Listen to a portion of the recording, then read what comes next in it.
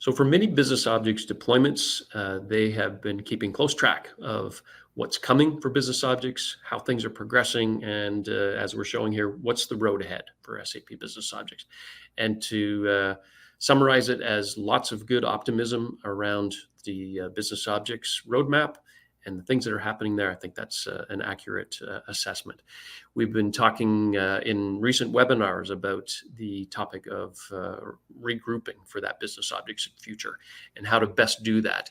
And we've been organizing that in 6 recommendations for organizations to consider in their regrouping process.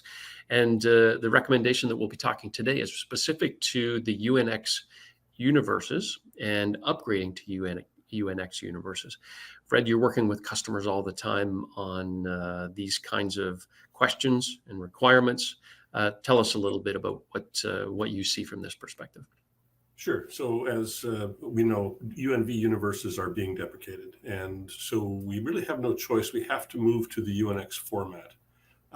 And time pressures are associated with this because there is an end of life to UNVs, and we want to get to that UNX, and the sooner we do that, the better. And of course, not only do we change the UNV to UNX, but we also have to repoint all of our Webby documents to those new UNXs. And this is the biggest challenge. This is where all the heavy lifting is in the repointing. So we want to be able to take care of that quickly. There's challenges to adopting UNXs, though, that people feel there's not enough budget, there's not enough time, it's too hard to coordinate between different departments. And what about the risk that could be introduced? So the thought is, well, we're just going to have to wait. Well, we've been waiting for a number of years. We've got to do it. So how can we do that is the next question. We can do it manually, but manual conversion is going to take a lot of time. We've got some estimates here about how long it might take to do manual conversion of a UNV to UNX, to repointing, to validating and republishing those reports. And so the time really adds up when you're working with a big system.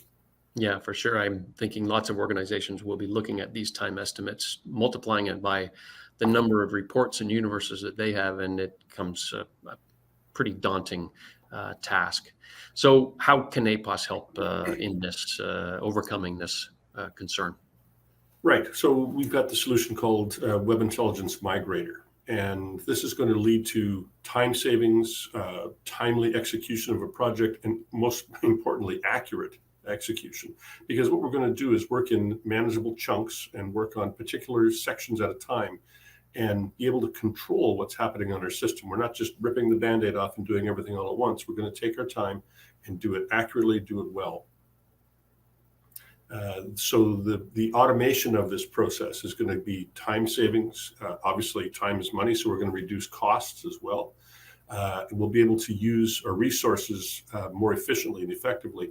We'll be able to control and change the risks because we talk about working in manageable chunks. We're going to do a certain department or a certain universe connection or a certain user of reports, and we'll work in a project-based approach. And then hopefully the end result will be, yeah, we can do this. If we can automate it, this is doable. All right. As the deadline for the deprecation of UNV universes approaches faster and faster, I know that there's a lot of organizations will be looking at how to deal with these concerns. Fred, thanks for giving that description today. Hopefully this is helpful to those people. You're welcome.